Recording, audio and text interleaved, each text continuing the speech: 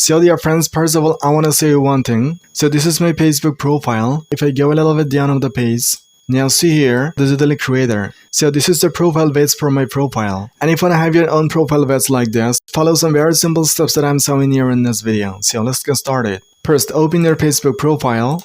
And now from this Facebook homepage, just click on your profile picture at the top left corner.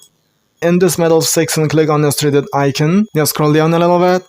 And now see here, turn on professional mode. Just click on this option. Again, you get this interface. Just click on turn on. Just nothing special here to do. Just click on next. Again, click on next. Now your default audience would be selected as public. Again, click on next.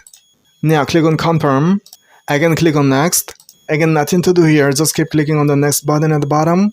Now you get this profile frame. Just click on skip button at the bottom right corner. And now at the bottom, go to professional dashboard. And nothing to do here. Just go back. And now refresh your profile. And now see the professional dashboard option is here on your profile. And now scroll down a little bit. And now see your profile page is here. But if you want, you can change the profile page too. Just click on this three dot icon. And now click on edit. Now scroll down a little bit. Now just at the right of your details, click on edit.